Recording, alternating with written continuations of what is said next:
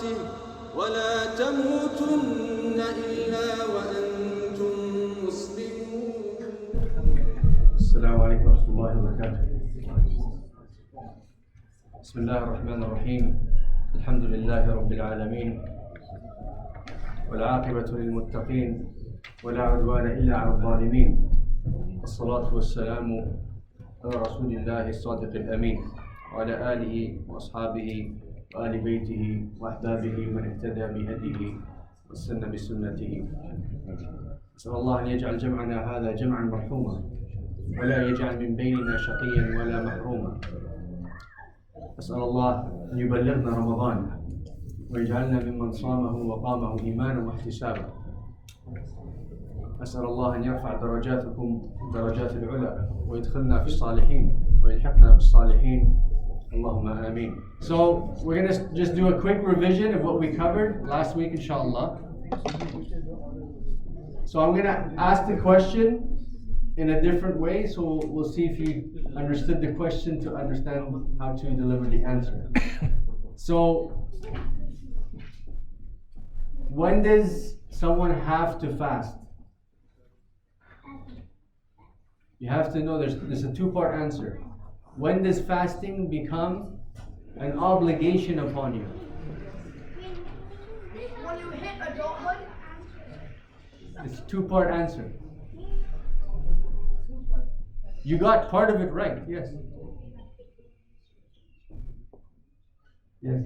When a person has sanity, he has reached the age or above the age of puberty, and is a Muslim. There's more. Read the first point, the first question we answered. What does it say? The first question. And all conditions are met, and all restrictions are met. Send. So, for every ibadah, we have conditions, shurut, wa mawani', and restrictions. So, fasting is an act of ibadah, sah?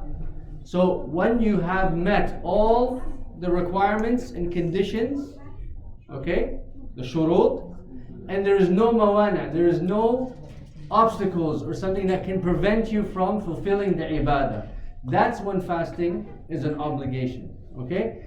And then we went through what makes your fasting, your siyam accepted, valid. What makes your siyam valid? Does anyone remember? Is it when you feel good about it? Is it when you feel good? Is it when you have a difficult day and you struggle to fast? Is that when siyam is accepted by Allah? Or what is it? An act of worship is undivided and becomes incumbent when its conditions are fulfilled and barriers to establishing it are not present. Yes. So the act of fasting is fully valid and accepted bi'idhnillah when all the conditions are fulfilled and the barriers to establish it are not existent. Okay? That's when siyam becomes valid. Brother Abdurrahman, there's some brothers here who didn't get it. The brother right there. Hold on. Whoever doesn't have one, you can please take one. It's easier for you to learn while you're following and writing notes. Rahim, can you give them these pencils for the new one?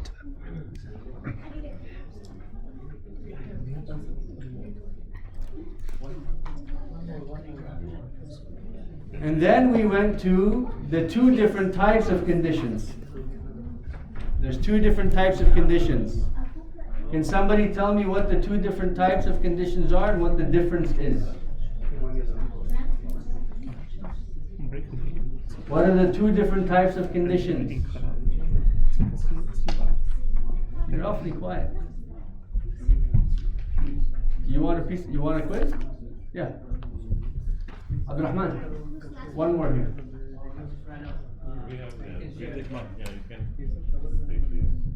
Oh, you just give him one here. Give him one here. So, what is the difference between the two conditions?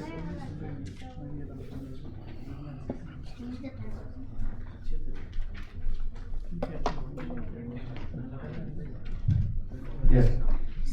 Shart Siha means condition of validity and necessary to be accepted. Yes. And Shart Wujub means the condition of wujub, incumbent, if not present, not incumbent to begin with, asl. That's the asl. Yes. Very good. Okay. And then we went through all the different 9 categories, 9 conditions.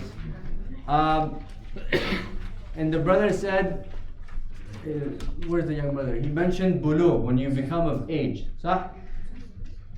We mentioned tamyiz before bulugh. What is tamyiz? When you're conscious of what you're doing, like you can tell what you're doing. Like, for example, when a person is not conscious, like little kids, they don't know what is hot or if it's not hot. Very But good. once they're conscious, they know what's hot. MashaAllah. So, very good answer. You use the example that the mashayikh give. They can tell the difference between hot and cold. They can tell the difference between the tamra and the jamra, meaning the date and the coal, the burning coal. So that's called tamyiz. You can tell the difference. Okay? Bulugh is when you reach puberty. We all know what puberty is. You reach a certain physical ability or physical stage in your life. It's not restricted to any age, okay? It's not restricted to a specific age. You don't have to be 13 to be a baligh. Some people, mashallah, way before 11 years old. And then we said the beginning of Ramadan, the beginning of the month of Ramadan is a condition. Obviously, no one can fast Sha'ban and say that I'm going to fast these days and then carry it forward and say it's Ramadan, sah? So you can't do that. So dukhul al-shahr was one of the conditions. And then we said that is both, okay? A condition of validity and a condition of wujub, incumbency. So you can't fast the month before it enters. And that's what makes it valid. You can only fast Ramadan in Ramadan. And that's what makes it accepted, is when you fast in Ramadan. Sah? Everybody on that note? Then we said, for example, a niyyah. This one is very important. How do we make the niyyah to fast Ramadan? How do we make intention to fast Ramadan? In our hearts. There is no vocal intention for fasting Ramadan, or fasting any day for that matter. If you wake up for suhoor and you started your day of fasting, that is intent. Let's say you slept in and you didn't make suhoor. What do? Do you make suhoor when you wake up and then intend? No, right? Well, it depends when you woke up. No, it's past the time, man. You woke up very late. Fajr is done. Then that means you don't eat. You don't eat and you don't drink. Okay? So the niyyah is not oral. The niyyah is not oral. That was the... Yes, but before Fajr. Sah? And that is shartu sihha. Okay? That makes the condition of the niyyah a validity. Okay, a validity. Then we went to, I think we stopped there. No, we stopped at how is the month of Ramadan established? This is a very interesting point. Listen, we said that there's an overarching rule to the beginning of the month. The two brothers in the back, I want you to come all the way forward. Come, share with us your insight, inshallah. Ta'al. There's so much room for you, Habibi, right here.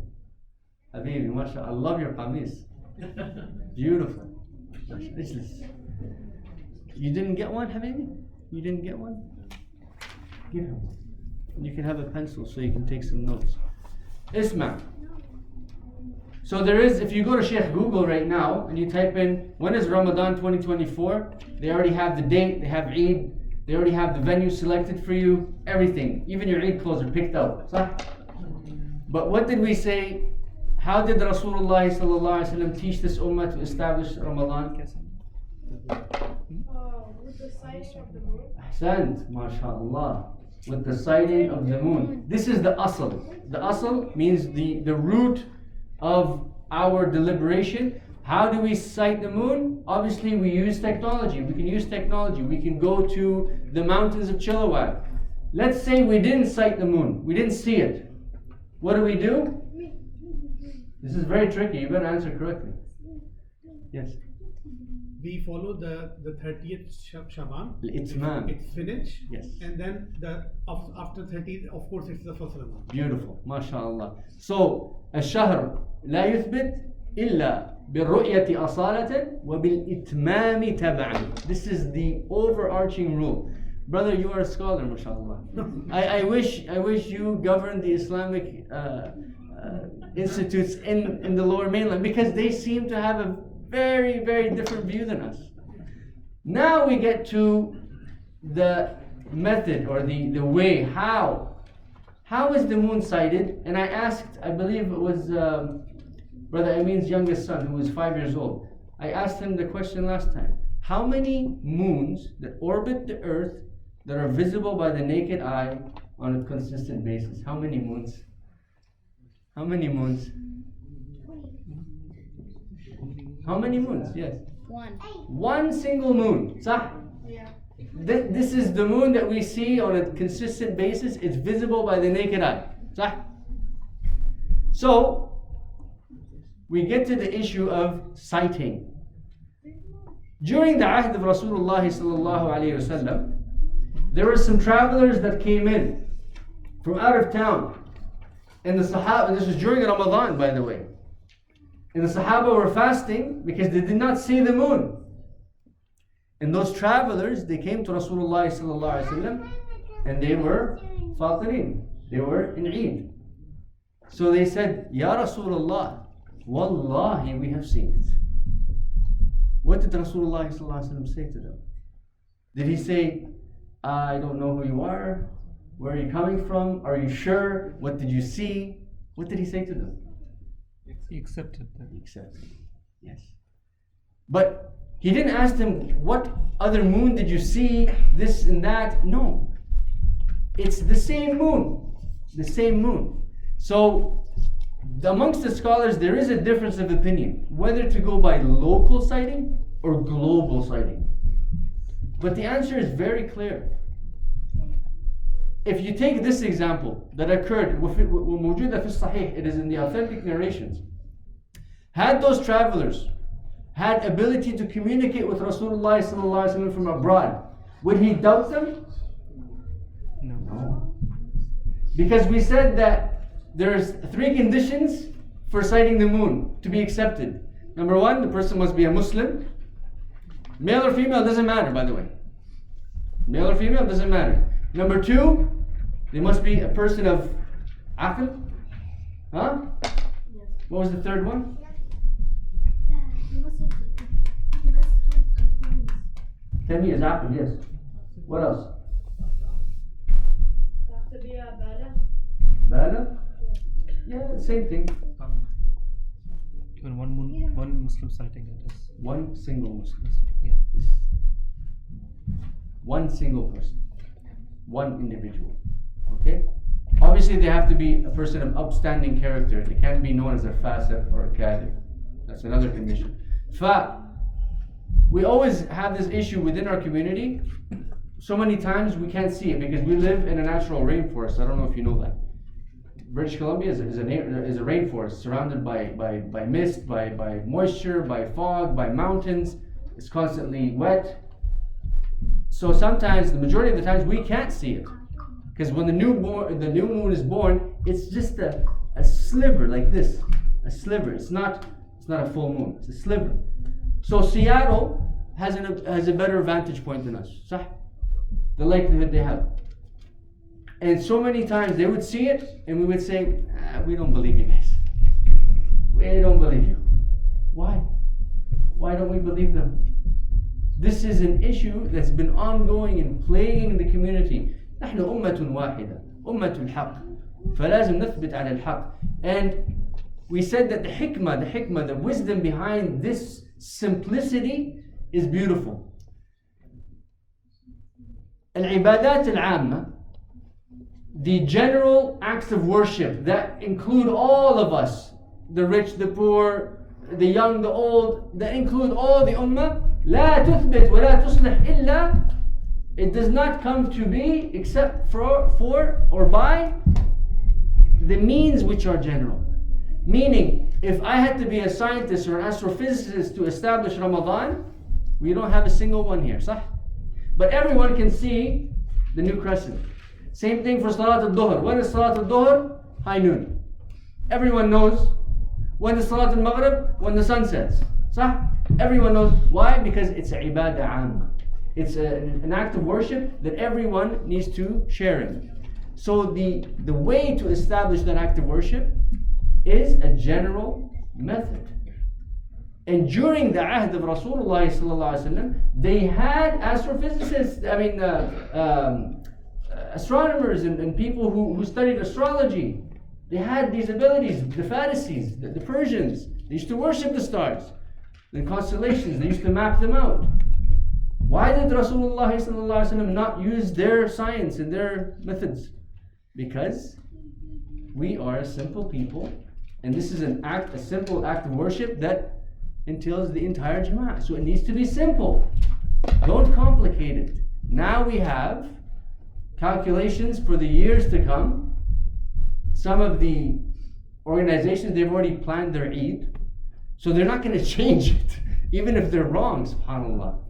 So this is an issue, a major issue that is easily resolved if you go back to the authentic sources, the Quran and the Sunnah. And then we ask the question, can you fast the day of Shak? Can you fast the day of Shak? Meaning, I don't know if we saw it or we didn't. Maybe it could be tomorrow, maybe it could be the next day. So I might just fast just in case it is Ramadan. And the same thing for, okay, is Ramadan going to be 29 days or 30 days? So we didn't see the moon, so should we celebrate Eid or should we not? Let's just fast, just in case. It is absolutely haram. Absolutely haram. And there is a hadith where the Sahaba Radwanullahi alayhim, they said, whoever fasts the day of Shak, for he has disobeyed Abu al-Qasim sallallahu alayhi wa sallam. He has disobeyed Abu al-Qasim. This is a grave warning. Because we don't build our ahkam, our rulings, or our practices on shak. نحن نبني على اليقين. We build upon full yaqeen, full understanding and full acceptance. There's no maybe, if, but. No. ادعوا الله وأنتم موقنون بالإجابة. When you make dua to Allah subhanahu wa ta'ala, you have to be certain of the answer, certain of the response. So fasting the day of Shak is muharram وله عقوبة. عصيان النبي صلى الله عليه وسلم ليس بالهين عليه الصلاة والسلام. Now we get to the nitty-gritty. Everybody loves this subject. What breaks the siyam? What breaks siyam? And there's three types or three categories. There is ijma'. Al-ijma' meaning collective understanding amongst the scholars of what breaks the siyam. And then there is mufsidat bil asah, meaning understandably correct. And then there is mufsidat bila asl. They don't even count, meaning it doesn't even exist. Okay? Now, listen to this.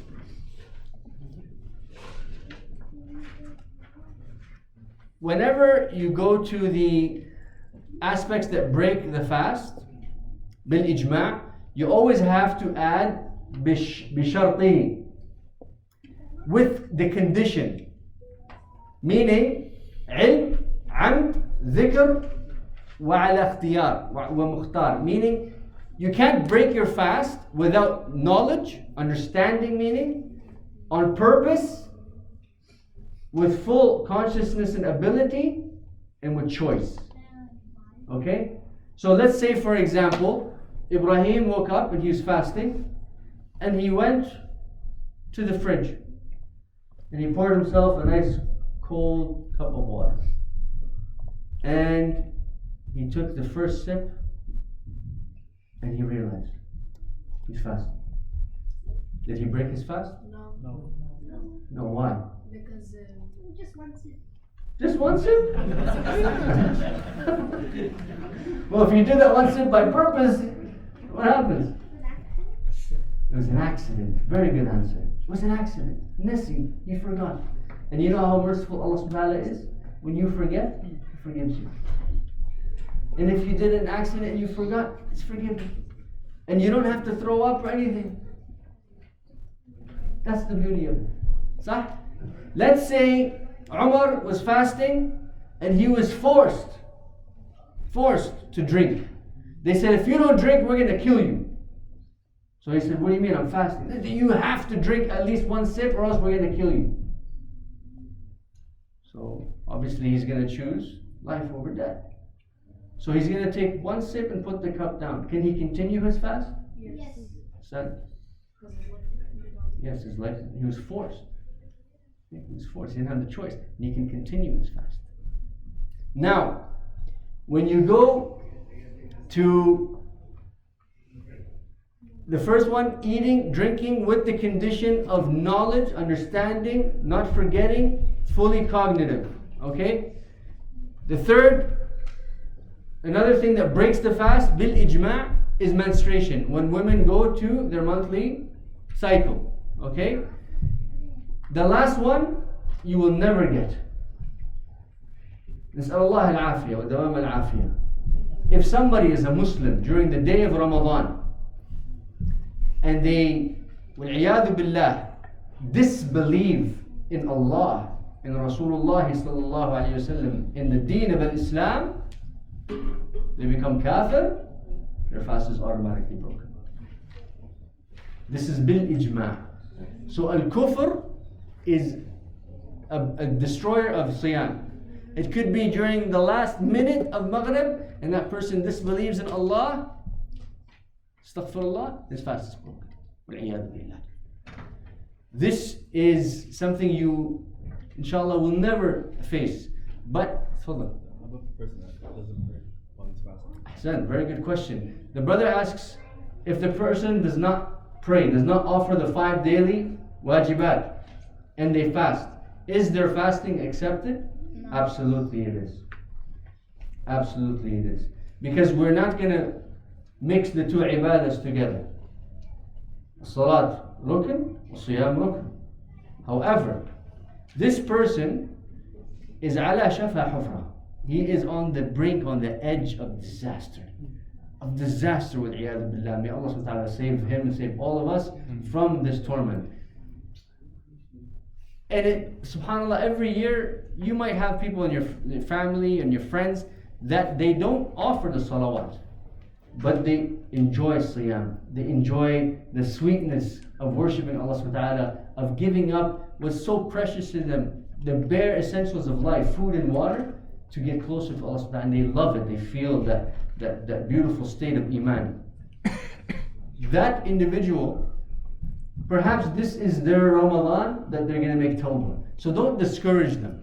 It's very important. You might have a cousin or an uncle that doesn't pray, but fast Ramadan. The worst thing you can tell that person is, what's the point of you fasting? You don't even pray. La, don't ever do this. Yes? But if you don't pray, you're not considered Muslim. So like, if you fast, I would be very careful about that, my friend. Very, very careful. So if you're not Muslim, what are you? If you're not Muslim, what are you? I mean, if you don't pray, then you're Muslim. Like, what do you? If you're not Muslim, what are you? Don't say it. Alhamdulillah. That's the fitrah right there. You were shy to say it. If you're not Muslim, you're kafir. The hadith, العهد بيننا وبينهم الصلاة فمن تركها فقد كفر. Shaykh Al-Uthaymeen rahmatullahi alayhi, he said, the difference between us, in translating this hadith, he said the difference between us, the Muslims, and the disbelievers is salah. Whoever abandons it, he has disbelieved. This hadith has been so loosely translated and taken out of context, it needs to be looked at. If somebody leaves the salah, amdan, again with the conditions, I don't want to pray, I don't need to pray, I hate prayer, I hate Islam, this person, wa'iyadhu billah, is a kafir. I'm not going to be the person to tell them you're a kafir. If somebody is lazy, they pray today, they pray tomorrow, Friday's a day off. Huh? Or the weekend's a day off. They pray Maghrib, they pray Isha, they didn't wake up for Fajr, so skip that one. This is laziness. That person is not a kafir. Okay? That person is not a kafir. However, I'm going to tell you something, and you need to take this. If it's anything you take home, take this. Rasulullah sallallahu alayhi wasallam, he said, fi riwayah, he said, "Man qala li akhihi," whoever says to his brother or sister, "Ya kafir," wa fi riwayah, "Ya munafiq," oh hypocrite or oh disbeliever, فَكِلَاهُمَا بَاءَ بِهَا. Or كما قال صلى الله عليه وسلم, he says, one of them is either kafir or munafiq. It's a 50-50. It's Russian roulette in the sense, and there's two draws. Somebody's going to get shot. It could be you or it could be me. So I'm not going to take that chance. Sah? No one here should take that chance. Fear Allah subhanahu wa ta'ala, because this is a mas'ala. This is an issue of not life or death. This is يعني al-akhirah. To kafir al-nas, no, we're not like that. And the ulama, they have conditions. Al-fasiq wal-kafir yustatab. They have to investigate what's the reason behind this person's disbelief, what's the reason behind their misunderstanding. It's not just for you and me to say this person's a kafir. Okay? So, if the individual does not pray, of course they can fast. Of course they can fast. وَنَسْأَلُ اللَّهَ أَنْ يَهْدِينَا وَإِيَّاهُمْ. May Allah subhanahu wa ta'ala guide them to that which is righteous, because this is an opportunity for everyone, every Muslim, to make tawbah and to get closer to Allah subhanahu wa ta'ala. So let's not be of those who close the doors of Allah subhanahu wa ta'ala. Now, mufsidat bil asah. Throwing up. Do you break your fast? Yes. Accidentally, though. No. No? Let's say you threw up accidentally and you swallowed some. Yeah. No. No. Because it was accident. Yes. Purpose. Yeah. Nobody would purposely swallow. Very good answer. You're good, inshallah. Allah yahfadhik. من نزعه القيء فليس عليه قضاء. قال Rasulullah sallallahu alaihi wasallam, he says, whoever threw up, yani he had to throw up, he overate, it was nice biryani, and the brother went to town, right? And then he came home after Taraweeh and he saw the biryani was left over, and he would dug at it again. Got up for Fajr, after Fajr, he hurled. Nothing happens. Keep fasting, okay? However, وَمَنِ اسْتَقَاءَ عَمْدًا فَلْيَقْضِ. Whoever threw up on purpose, he was just uncomfortable, he got bloated. He's like, you know what, I just want to feel better, so I'm just gonna. That person is fatir. He has to redo the day because he did it amdan. Okay? If you have heartburn, acid reflux, when you eat too much spicy food or oily food, sometimes you get it, صح? Especially in the days of Ramadan, because you don't eat much. I don't know, like me, I don't eat much. So anything little I eat, I'll get heartburn. What happens if that heartburn comes up? Did I break my fast? No. Okay? No, it does not. The second one, mufsidat bil asah, is if you have lustful desires, okay, and some fluid comes out. Now there's a difference between mani and madi. The madi is the translucent one, the clear one, and mani is the thick one. If you did this on purpose and the mani, the thick one, comes out, this is for the males obviously, you have broken your fast. If it's madi which is the light one, you have not broken your fast. وفي فقه المالكي, you didn't even break your wudu. Now, let's say someone was fasting, a man was fasting, and during the day after Asr, he decided to take a nap. A couple hours left for Maghrib, he wants to take a nap. And then he had a wet dream. And it's happened. Did he break his fast? No. Why? Because it's accident. It's not even voluntary. Yes, not even voluntary. So he didn't break his fast. Number 3, mufsidat bil asah. I'll explain it to you later if you have questions, by the way. Al-hijama. Al-hijama. What is al-hijama? Does anybody know what hijama is? Cupping. Bloodletting. Sah? It's very helpful, by the way, very healthy. And you should do it during Ayyam al-Bayl, which is these days. Does it break the fast? Very good. Now, the hadith of Rasulullah sallallahu alayhi wasallam, he said, Al-Hajim wal-Mahjum. The one who performs the hijama and the one who gets the hijama taken. So they both have broken their fast. But there's a discrepancy here. Do you know how they used to do hijama during the time of Rasulullah sallallahu alayhi wasallam? With the leech. No. Not with the leech.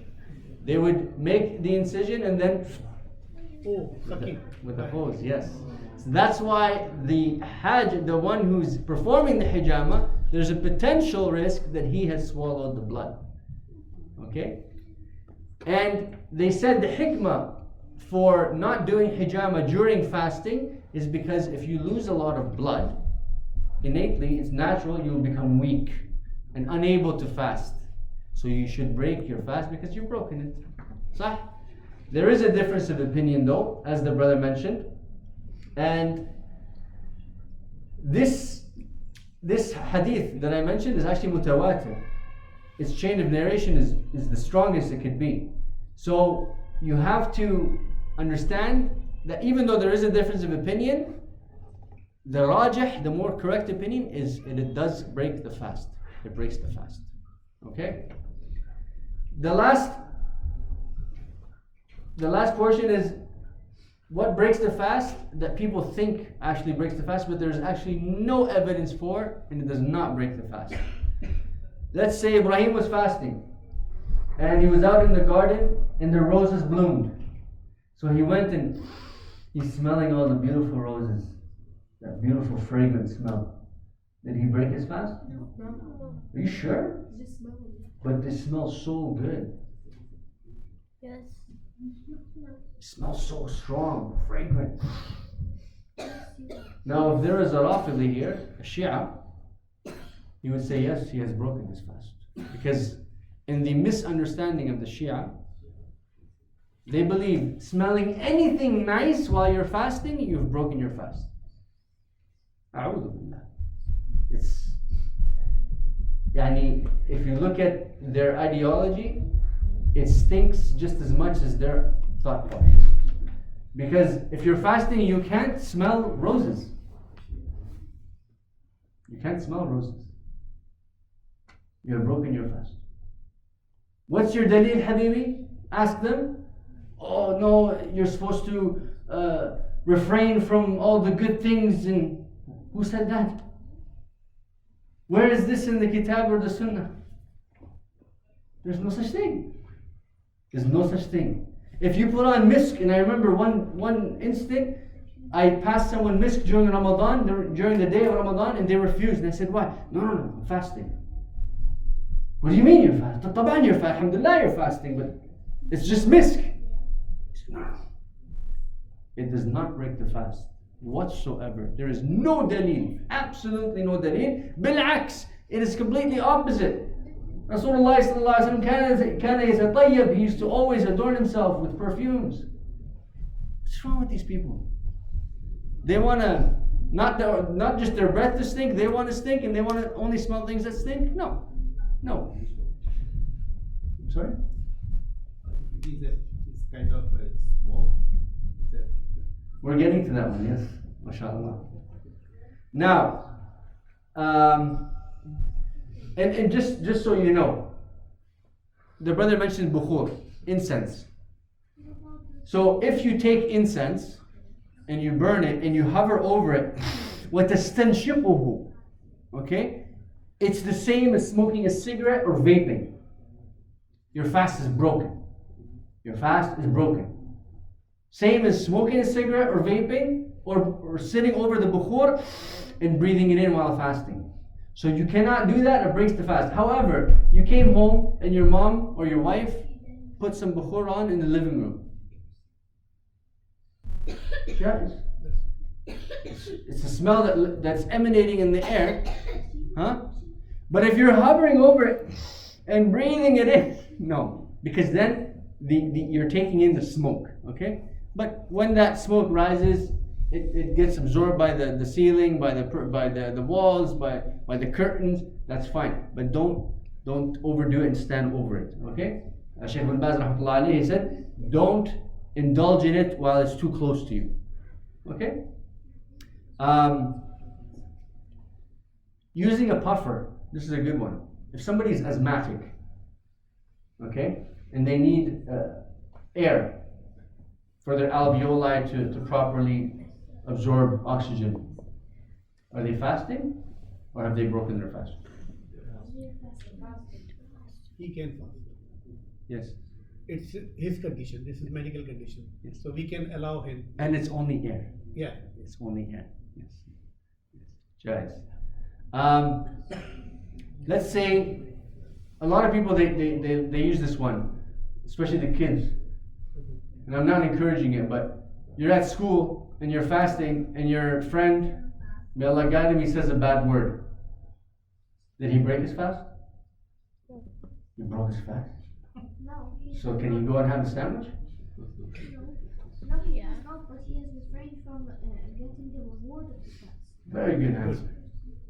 So, I'm not encouraging cursing or using bad words. Bad words are haram in general. Fasting or no fasting. But if somebody blurts out something or in a moment of heated argument gets angry and says something and they're fasting, they maintain their fast. They're still fasting. However, it decreases from the reward that they would have obtained. Picture fasting as a cup of milk. The more you don't adhere to the Quran and the Sunnah, the less you get to drink when it's time for iftar and time for the reward. Okay? Now, swimming. This one, a lot of people think breaks the fast. But there is no evidence for it. There is no dalil that swimming breaks your fast. I remember one time, the brothers were like, oh no, we can't go swimming because we're fasting. I said, you can, but you can avoid it if you have to, in a sense. If you have to go, you can go. But at the same time, if somebody's swimming and they're fasting, it's jaiz. So long as they're a good swimmer, I hope. Because they're going to keep drinking. What if they drink the water from the pool? If it's an accident, it's an accident. But if they're going there, they're, sneaking, no. I wouldn't drink that either. Brushing the teeth. This one is an issue of controversy every year. So if somebody has bad breath, consistent bad breath, or let's say they forgot to brush their teeth before Fajr, and they woke up and they're going to work, can they brush their teeth? Yeah. You sure? Yeah. They may not because the toothpaste Huh? is when you brush your teeth, some residue will stay. And when you gargle, some of it will you may not know, but it will go down. Everything is maybe if. Remember what I said? We build our evidence on what is solid. So this maybe if, that's shaitan. Shaitan will come and he will say, if you brush your teeth, you're going to break your fast. You might swallow a little bit. Oh, maybe you swallow a little bit. Go break your fast. Okay, never mind. I'm not going to fast Ramadan. I'm not going to pray. I'm a kafir. That's what he wants. So, Rasulullah sallallahu alayhi wa sallam, and Abdullah ibn Umar, he was narrated, كَانَ يَسْتَاكُ وَهُوَ صَائِمٌ. He, sallallahu alayhi wa sallam, used to use the miswak during the time of siyam. Uqsim billah, I swear by Allah. inshallah, next class I'll bring you guys some miswaks that are from Medina, from the favorite tree of Rasulullah sallallahu alaihi wasallam. If you put it to your teeth, it burns more than Colgate extra whitening. Because it's fresh and it's natural, and I keep it in the freezer, by the way. Every time I go to Medina, I get a fresh batch, and it's the thin siwak, not the thick one. It's thin, and it's so spicy, it burns your gums. It tastes better than Colgate, okay? Stronger than Colgate. And Rasulullah sallallahu alaihi wasallam used to use that one while he was fasting. So the whole notion of if maybe perhaps you would swallow a little bit of this saliva while that flavor was in it, there's no question. We don't live in doubt. كان يستاك رسول الله صلى الله عليه وسلم وهو صائم. He used to use the miswak while fasting. And this is actually a sunnah majhula. This is a sunnah that has been lost. And I remember a few years back, I was in a masjid and I was using the miswak just before Asr. And one of the congregants, he came up to me and says, "What are you doing?" I said, "I'm using the siwak." He said, No, you shouldn't do that, you're fasting. I said, "When you see Rasulullah sallallahu alaihi wasallam, tell him that." What are you talking about? When was the time that Rasulullah sallallahu alaihi wasallam used to use the miswak? Does anybody know? Before salah, for iqamah. Another time, after wudu, before wudu, when he woke up, before dua. Constantly. He even said, I fear that siwak would become an obligation upon you. Because Jibreel would tell him to do the siwak, because the angels love the siwak. So when you're fasting, use the siwak. And yes, if you forgot to brush your teeth, brush your teeth. And yes, if you have chronic bad breath, you can brush, but make the madmada, okay? Rinse out your mouth. Now some people, they take it to the extreme, like the young brother said, Jazakallah khair. Maybe you're going to swallow a little bit. Don't spit until you bleed. Don't do that. Don't do that. This is a mashaqqa wa madarra. You're not supposed to do that. Even when you make wudu and you make the madmada, and you spit. You don't have to spit until you spit your lungs out. No. Some brothers, may Allah guide them, they spit until they bleed. No, this is not our deen. We are people of ease. So yes, brushing the teeth and using the miswak is jaiz. It does not break the fast. Okay, let's go to the last points. Is he or she fasting? So Umar has a high fever and he's been fasting, and he went to the ER and they said, we have to give you an injection that relieves your fever. Is he fasting? Yes. The correct answer is yes.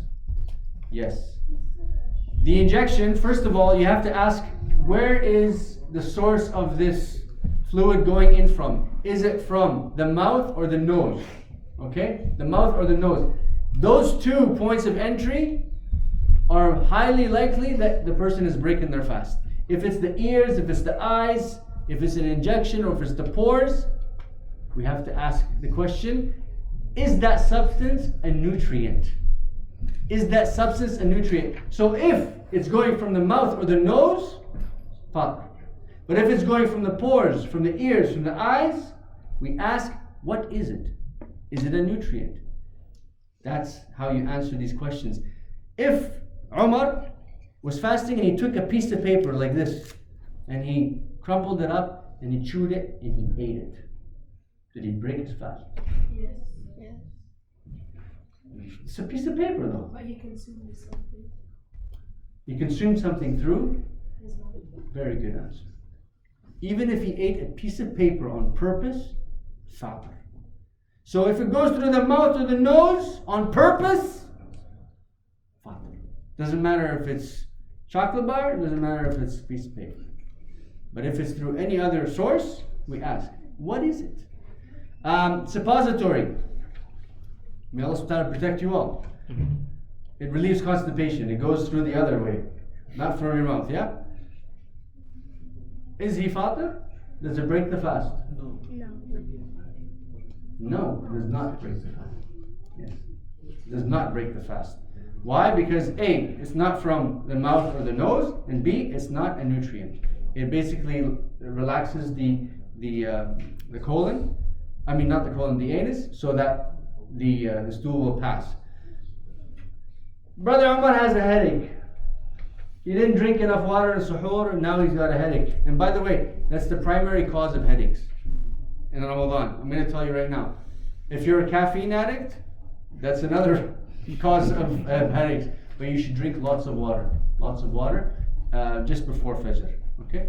Drink water, hydrate yourself. It's very important. But if you get a headache, and you've been fasting the whole day, you can take an Advil. صح? It's not going to break your fast. It's just it's medical reasons. It's for medical reasons. Your head is hurting. And Allah subhanahu wa ta'ala said this deen is easy. صح? So can you take the Advil or Tylenol? Yes? No. Because it's Bro. It's bearable. It's not a big deal. You can bearable that. Good. And if it was an emergency, you can break your fast with jazz. That's another. But taking anything through the mouth, voluntary, fatir. No questions. Swearing or cursing, we've already answered. Bukhur and incense, we've already answered. Receives blood. If somebody receives blood, are they fatir? Yes? Fasting group. Huh? Break the fast. Yeah. Breaks the fasting? Because it's nutrient. Very good. Very good. It's a muftar. Receiving blood is a muftar. Heart medication. This is a very tricky one, and Sheikh bin Baz rahmatullahi alayhi answered this question. May Allah subhanahu wa ta'ala have mercy on him and all of the ulama. So, for people who have palpitations and heart issues, there's a medication that they put under the tongue. I don't know if we have any physicians here. And it dissolves, and it gets absorbed by the pores, and it relieves the palpitations. So, is this person fasting or not? Yes. Yes, he's fasting. But he put something in his mouth on purpose, bro. He put it in his mouth. But He did this not is life, go, death he did not problem. go inside through his probably. But it went through his pores. But this is life. Just death now you problem. said it's pores. You said if it goes through pores, it does not. Very good. Very good. You guys can't be fooled, mashallah. Mashallah. Yes, Sheikh bin Baz rahmatullahi alayhi, he looked at the medication and all that. He said because it's under the tongue and it's not a nutrient and it basically relieves the pressure of the heart, it is jaiz. Sleeping. This one is very common.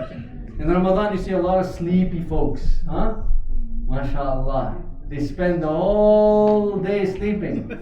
And then all night eating and praying, I hope. Let me give you an analogy. Listen, Habibi. So, Umar, he made suhoor, he went to Fajr, and after Fajr he stayed up to Duha. He prayed Duha, and then he passed out like a log. He didn't wake up until 15 minutes before Maghrib. And my cousin does this. I don't know how it's humanly possible. 15 minutes before Maghrib, he gets up, he prays all the salawat, Allahu Akbar times 55, and then he waits at the dinner table. Is this person really fasting? Yes. He's been sleeping the whole day. Fasting and didn't break any bones. Well, he didn't put anything in. Very good. It's a strategy. It's a strategy. Allah. Yes, it is a strategy. It is a strategy to see the month of Ramadan roll by and you didn't do enough. Habibi, you can sleep all you want, inshallah, but I'm going to tell you, this month, may Allah subhanahu wa ta'ala give us the ability to witness this month. Say Ameen. May Allah subhanahu wa ta'ala give us the ability to fast this month. Say Ameen. May Allah subhanahu wa ta'ala give us the ability to be accepted this month. This month is not a month of just eating and drinking and sleeping. It's a month of jihad. It's a month of struggle. And I want you all right now, next week inshallah, we're going to go to the merits of Ramadan, to the abundant blessings of Ramadan, and you're going to realize the shawq, the excitement you should have to greet and meet this month. Because this is an opportunity that you might not get. You might not get. 15 days from now, we will enter Ramadan. And some of us that are here today will not be there on that day. We ask and we beg of Allah subhanahu wa ta'ala to make us of those who witness it and establish it and are accepted. Ameen. So yes, sleeping does not break the fast. Absolutely not. Okay? When is the best time for suhoor? I love this one. Please, please. I just want your attention, Habib. Right before. I like this answer. Now, if you look at the calendars that are going to start circulating, La hawla wa la quwwata illa billah. Every year it's a battle. It's a struggle between the ignorance and knowledge. They have it on the calendar. They'll have imsak, meaning refrain from eating and drinking. 30 minutes later, they have fajr. What is that? What is that area that the Yahud think is between heaven and hell? Purgatory? That's what they call it, purgatory, right? Yeah. Is this purgatory for fasting? What is that? You know what that is? That's called shak, doubt. And we are not a people of doubt. We are a people of yaqeen, of certainty. Listen to this. The Sahaba Ridwanullahi alayhim, they said that we used to eat suhoor 50 ayahs before the adhan. Because they would measure time by ayah. That's 15 minutes. So for 15 minutes, they are eating and drinking, doing whatever they need to do to prepare for Fajr, to prepare for the day of Siyam. Rasulullah sallallahu alaihi wasallam, he said, it is a blessed meal. Fihi barakah. It has a blessing, sah? Yes. And he also said, La zalat ummati ala khair. This hadith is sahih. He says, my ummah will always be upon good. It will always be blessed. It will always be gravy. Why? Because they delay the suhoor and they break their fast right away. The same people who tell you to not eat for that 30 minutes purgatory, they will wait 5 minutes after the adhan to break their fast. Again, why? Shak, dhan. They doubt. They doubt the reward of Allah. They doubt the deen of Allah. They doubt the sunnah of Rasulullah sallallahu alaihi wasallam. And this is a bid'ah, innovation that has destroyed and corrupted the minds. Because then you're not sure. Am I fasting? Am I not? Am I human? Do I exist? Do I not? You're always in dhan, in shak. We are a people of yaqeen, certainty.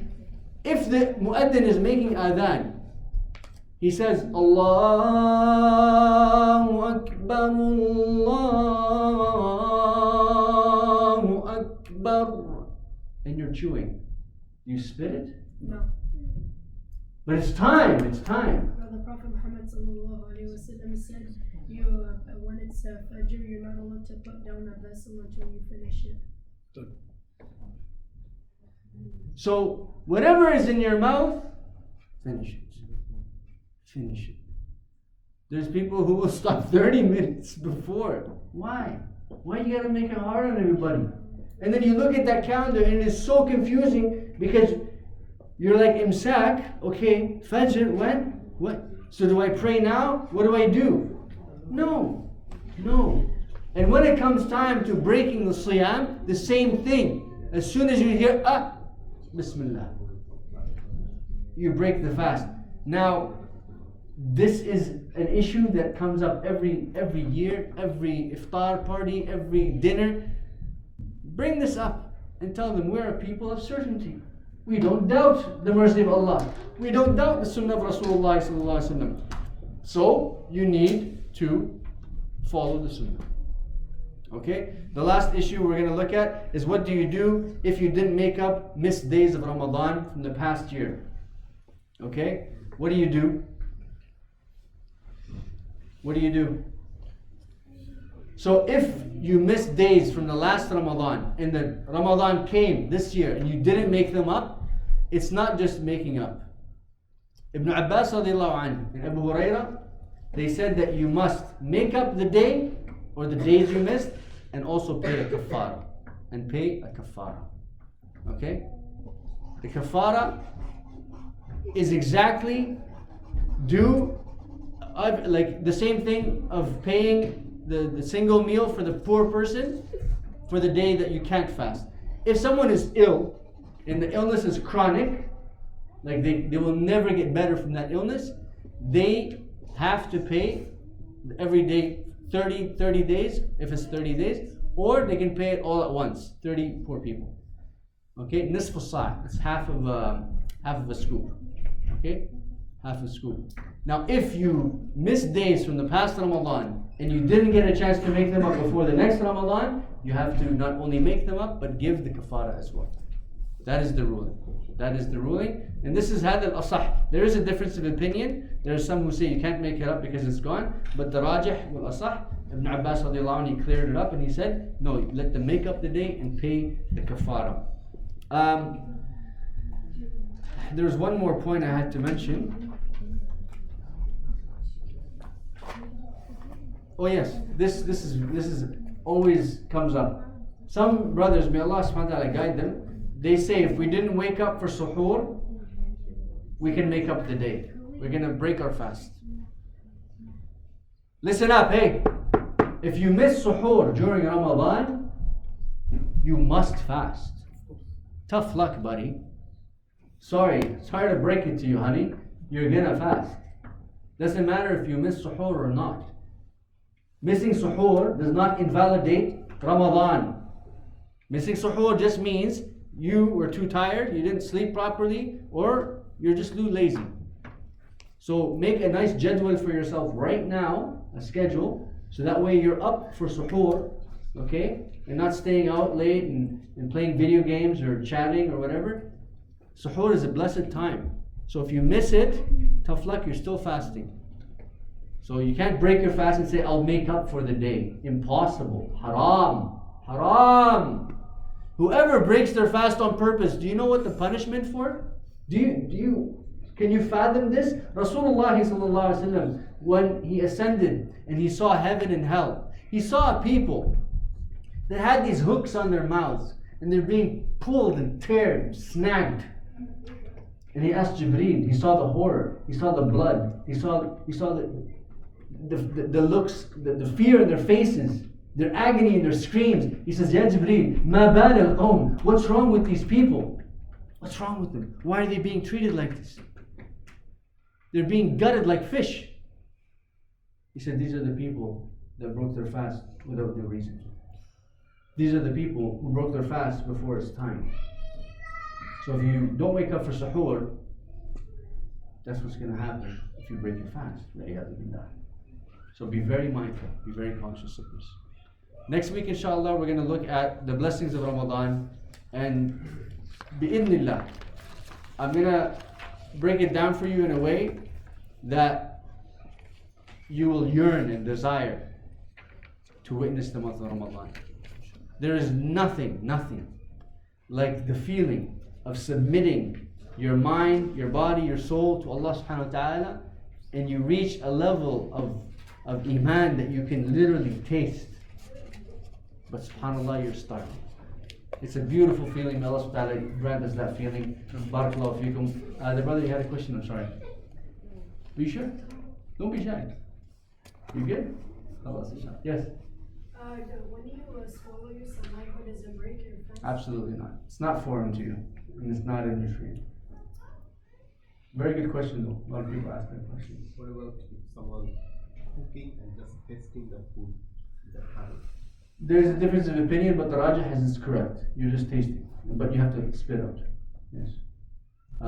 Same thing with istinshaq. If you're making wudu and you make istinshaq, لا تبالغ فيه. Don't do it to the point where you could feel the water in the back of your throat. Same thing with kissing your wife or your mom. That's jaiz as well. What else? Yes. What if you're like chewing on the inside of your lips, like, And it bleeds? Yeah. Jaiz, it's fine.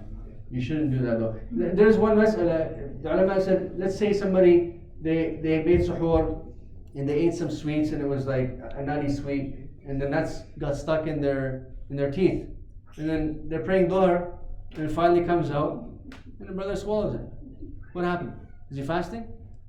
It happens. It happens.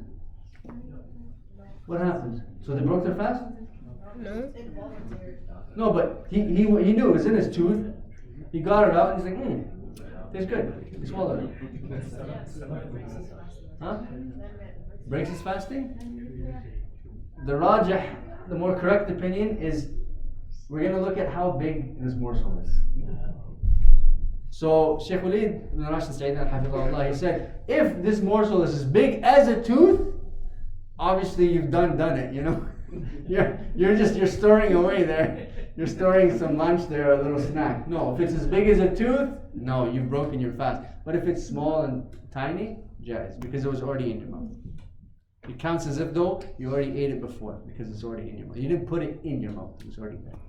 That's how you judge by that. Obviously you shouldn't be storing food in your teeth, you should be brushing your teeth, yeah?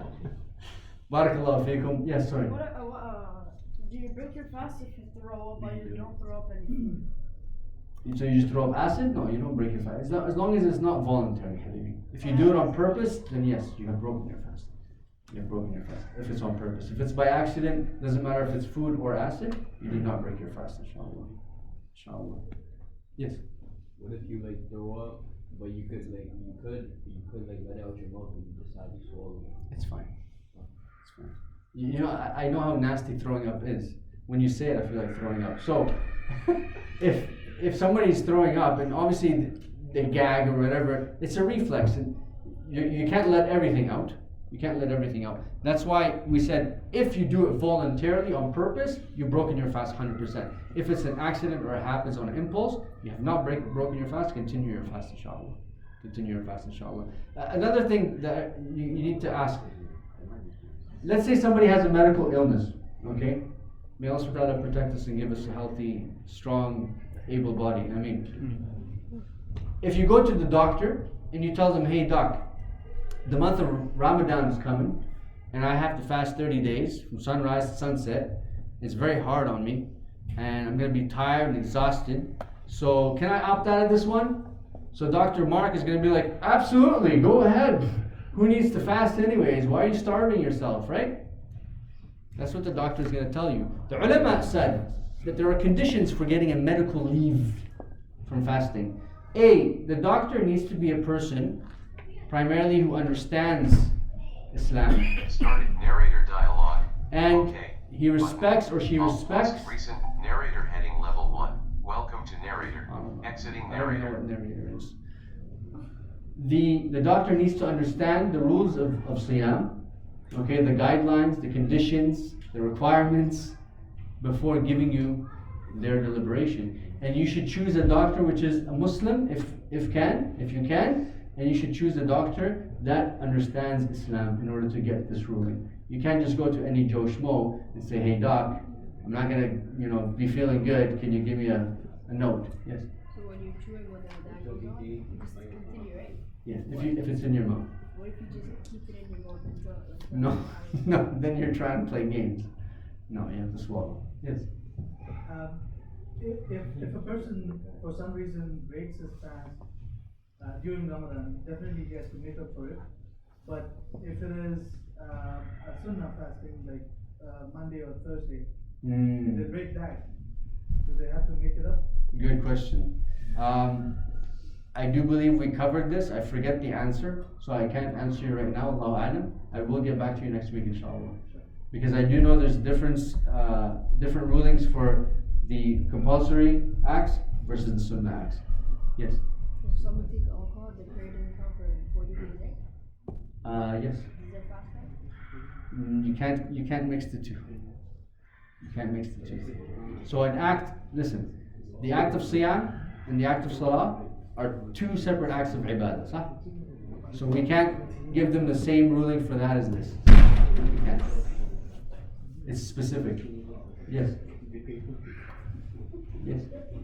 When you're making a wudu on your fasting, what if you swallow the water when you're washing Your mouth? As long as it's by accident, it's okay. So even when you do madmada, like when you do it on purpose? well, if you do it on purpose, then you did it on purpose. Habibi, so when you take the water in, you go, you rinse and then you spit, right? Spit once, it's good. You don't need to keep spitting. It's fine. Just make your mouth wet, rinse it out, and spit. That's it. But if it's an accident, it's an accident. But if it's on purpose, you're broken. Okay? If you guys have any more questions, inshallah, next week we're gonna keep going. Again, next week, inshallah, will be the blessings, the merits of Ramadan, inshallah. And then we're gonna do a jadwal, a schedule. Every one of us, we're gonna do a nice schedule for Ramadan, so that way we prepare for it, inshallah. Barakallahu feekum, subhanakallah, alhamdulillah.